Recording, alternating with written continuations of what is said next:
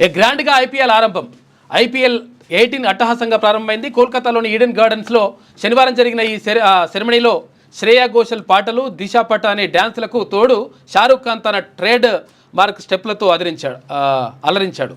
ఇక రింకు సింగ్ తర్వాత విరాట్ కోహ్లీతో కలిసి చేసిన డ్యాన్సులు ఫ్యాన్స్ను కట్టిపడేశాయి. మొదట మ్యాచ్ ఆర్సీబీ కేకేఆర్ల మధ్య జరగగా 7 వికెట్ల తేడాతో ఆర్సీబీ విజయం సాధించింది.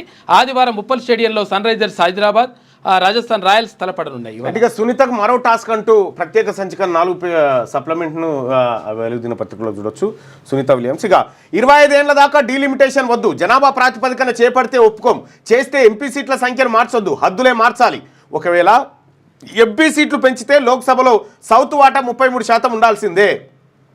కేంద్రానికి తేల్చి చెప్పిన సీఎం రేవంత్ రెడ్డి, దక్షిణాదికి అన్యాయం చేస్తే ఊరుకోం, ఇప్పటికే నిధులు పన్ను చెల్లింపుల్లో కోత, రాష్ట్రం రూపాయి ఇస్తే 41 పైసలు మాత్రమే వెనక్కి, అదే యూపీకి ₹2.73, బీహార్కు ₹9.22. ఉత్తరాదిని గౌరవిస్తాం కానీ దక్షిణాది హక్కులపై రాజీ పడబోమని వెల్లడి. చెన్నైలో ఫెయిర్ డీలిమిటేషన్ మొదటి జేఏసీ మీటింగ్లో ప్రసంగం, హాజరైన 4 రాష్ట్రాల సీఎంలు, లీడర్లు. న్యాయం జరిగే వరకు పోరాటం ఆగదు అని చెప్పేసి తమిళనాడు సీఎం ఎంకే స్టాలిన్ అంటుండు. దక్షిణాది రాష్ట్రాలకు డేంజర్ బెల్ అని చెప్పేసి కేరళ సీఎం పినరయ్ విజయన్ అంటుండు. ఇక సీట్ల సంఖ్యను తగ్గించుకోమని చెప్పేసి కర్ణాటక డిప్యూటీ సీఎం. ఇంకొక ప్రేమ జంట క్యూనిస్ను ఆశ్రయించింది. వాళ్ళు పెళ్లి చేసుకున్నారంట. అయితే అమ్మాయి తరఫు బంధువులు వాళ్ళని చంపేస్తామని చెప్పి బెదిరిస్తూ ఉన్నారట. వాళ్ళు స్టూడియోకి వచ్చినారు. కాసేపట్లో వాళ్ళని మన ముందుకు తీసుకొస్తాం. సో మరి వాళ్ళకు ఎవరు బెదిరిస్తూ ఉన్నారు, ఏం కథ, వాళ్ళు మేము లైవ్లోకి వస్తామని చెప్పి రిక్వెస్ట్ చేస్తూ ఉన్నారు. సో నేను వాస్తవానికి మాట్లాడదాం అనుకున్నా, కానీ వాళ్ళు లైవ్లోకి రావడానికి ఇష్టపడతా ఉన్నారు. సో మరి కాసేపట్లో వాళ్ళని లైవ్లోకి తీసుకొస్తా. రైట్గా సీట్ల సంఖ్యను తగ్గించుకోమని చెప్పేసి Karnataka CM deputy CM DK Shivakumar అంటుండు. ఉత్తరాదిన సీట్లు పెరిగినా మాకు అన్యాయం అని చెప్పేసి పంజాబ్ సీఎం భగవంత్ సింగ్ మాన్ అంటుండు. రైట్గా జనాభా ప్రాతిపదికన చేపడితే ఒప్పుకోమని క్లియర్గా చెప్తా ఉన్నారు. అదే ఈ రకంగా నిన్న లీడర్ హాజరయ్యారు. దక్షిణాది రాష్ట్రాలకు నష్టం కలిగించేలా లోక్సభ నియోజకవర్గాల పునర్విభజన చేపడితే ఊరుకోబోమని, ఇక్కడి ప్రజల భాగస్వామ్యంతో ఐక్యంగా పోరాడతామని కేంద్ర ప్రభుత్వానికి సీఎం రేవంత్ రెడ్డి తేల్చి చెప్పారు. జనాభా ప్రాతిపదికన ప్రొరేటా విధానంలో లోక్సభ నియోజకవర్గ సీట్లను ఎట్టి పరిస్థితుల్లో పెంచొద్దు, అలా పెంచితే దక్షిణాది రాష్ట్రాలకు తీరని అన్యాయం జరుగుతుంది, దీన్ని సహించేది లేదు. 25 ఏళ్ల పాటు ఎంపీ సీట్ల సంఖ్యలో ఎలాంటి మార్పు చేయొద్దు, డీలిమిటేషన్ ప్రక్రియ చేపట్టాలనుకుంటే సీట్ల సంఖ్యలో మార్పు లేకుండా రాష్ట్రాల్లోని నగరాలు, గ్రామాల్లోని జనాభా ఆధారంగా హద్దులు మాత్రమే మార్చాలని డిమాండ్ చేశారు. ఇక శనివారం చెన్నైలో తమిళనాడు సీఎం స్టాలిన్ అధ్యక్షతన ఫెయిర్ డీలిమిటేషన్ మొదటి జాయింట్ యాక్షన్ కమిటీ మీటింగ్ జరిగింది. వచ్చే నెలలో హైదరాబాద్లో సదస్సు, ఫెయిర్ డీలిమిటేషన్పై 2వ సదస్సును వచ్చే నెలలో హైదరాబాద్లో నిర్వహిద్దామని మీటింగ్లో సీఎం రేవంత్ రెడ్డి కోరారు. మన పోరాటాన్ని ఏ విధంగా ముందుకు తీసుకెళ్దామనే విషయాన్ని ఆ సదస్సులో చర్చిద్దాం. పునర్విభజనతో నష్టపోయే రాష్ట్రాల హక్కుల రక్షణకు భారీ బహిరంగ సభను నేను ఏర్పాటు చేస్తానని చెప్పారు. దక్షిణ భారతదేశానికి చెందిన అన్నదమ్ములు, అక్క చెల్లెలంతా మన హక్కుల పరిరక్షణకు కలిసి రావాలని విజ్ఞప్తి చేశారు. జాతీయ స్థాయిలో సమన్వయం, కార్యాచరణ కోసం ఢిల్లీలో కార్యాలయం ఏర్పాటు చేస్తున్నట్లు చెప్పారు. ఇక నియోజకవర్గాల పునర్విభజనపై అందరినీ ఏకతాటిపైకి తెచ్చిన తమిళనాడు సీఎం స్టాలిన్కు ప్రత్యేక అభినందనలు తెలియజేస్తున్నట్లు సీఎం రేవంత్ పేర్కొన్నారు. ఇక ఇప్పుడు మాట్లాడకపోతే చరిత్ర క్షమించదు, డీలిమిటేషన్ విధానంలో దక్షిణాది రాష్ట్రాల భవిష్యత్తు నాశనం అవుతుందని చెప్పి కేటీఆర్ చెప్తున్నటువంటి మాట. ఇక్కడ మనం గమనించాల్సినటువంటి అంశం ఏంటంటే, అన్ని పార్టీలు, దక్షిణాది ప్రాంతంలో అన్ని పార్టీలు కూడా దీన్ని వ్యతిరేకిస్తూ ఉన్నాయి.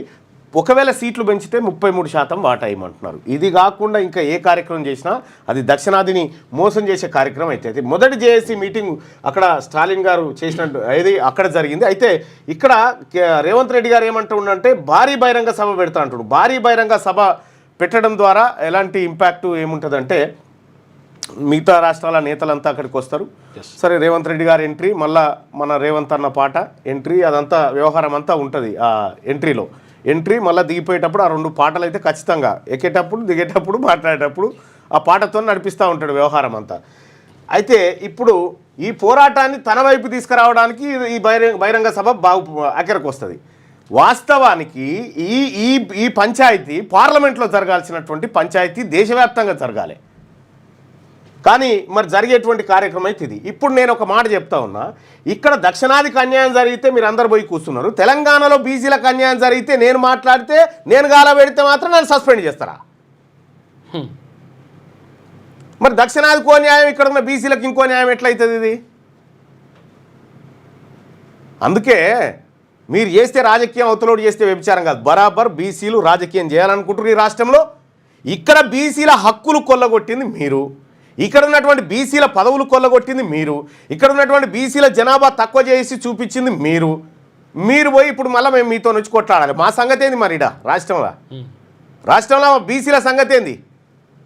30 సంవత్సరాల నుంచి కాంగ్రెస్ పార్టీని పట్టుకొని తిరుగుతున్నటువంటి మేడ్చల్ ఏది అడ్వకేటు, కాంగ్రెస్ పార్టీ అడ్వకేటు, ఆయన బీసీ అని ఏది అక్కడ పీపీ పోస్టు ఆయనకు కాకుండా ఓ రెడ్డి ఆయన బీఆర్ఎస్లకి ఏం తీసుకొచ్చి ఇచ్చారు.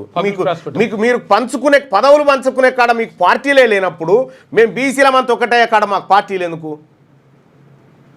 మరి బీసీలకు ఒక న్యాయము మాకు న్యాయం అయితే ఉండొద్దు కదా అని మీరు ఆలోచించాలి.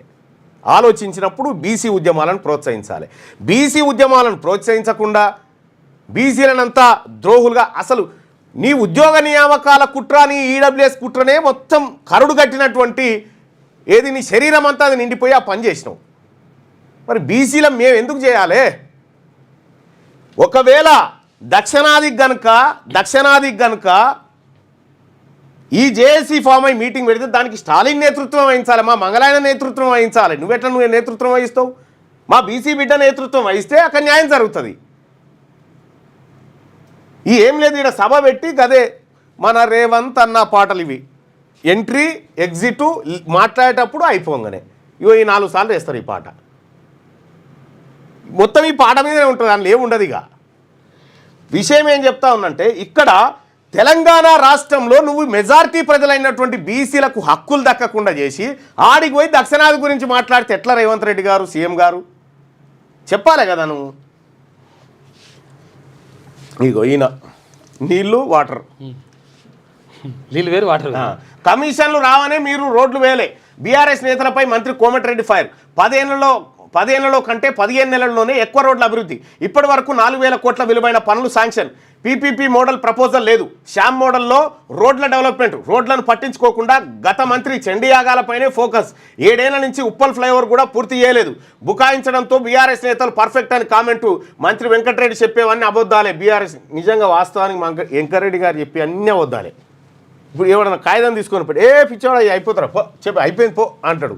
ఆడికి పోతే కాదు. ఇక ఈ ఉప్పల్ ఫ్లైఓవర్ ఉందా, దీన్ని చూసిపోయింది ఇది వరకు వచ్చేసారి. ఎందుకు ఇది మార్చి పారేస్తున్నాం అయిపోతుంది అని చెప్పాడు. 7 గొంగడ అన్నీ ఉంది. వాస్తవానికి వెంకరెడ్డి గారు మరి అట్లా ఎందుకు అయిపోయినావు కానీ మొత్తానికి ఆగమాగం మనిషి. ఇంకో మరి ఈయన తీసేసి ఇలా తమ్ముని పెడతారట, ఏందో మరి అది.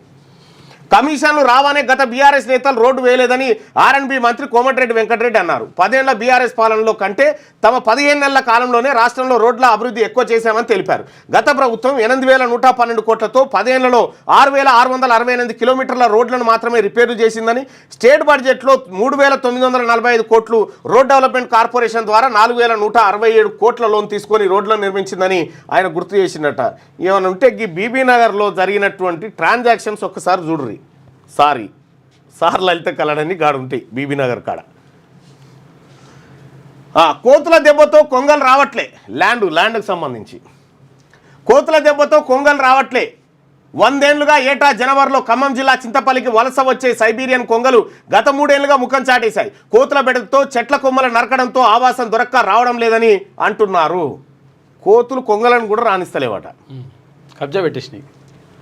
హిందీ రచయిత వినోద్కు జ్ఞానపీఠ అవార్డు. ప్రముఖ హిందీ రచయిత వినోద్ కుమార్ శుక్ల 59వ జ్ఞానపీఠ అవార్డుకి ఎంపికయ్యారు. 88 ఏళ్ల వినోద్ షార్ట్ స్టోరీ రైటర్, కవి, వ్యాసకర్త. దేశ అత్యున్నత సాహిత్య పురస్కారమైన జ్ఞానపీఠకు ఛత్తీస్గఢ్ నుంచి ఎంపికైన ఒకే ఒక రచయిత వినోదట.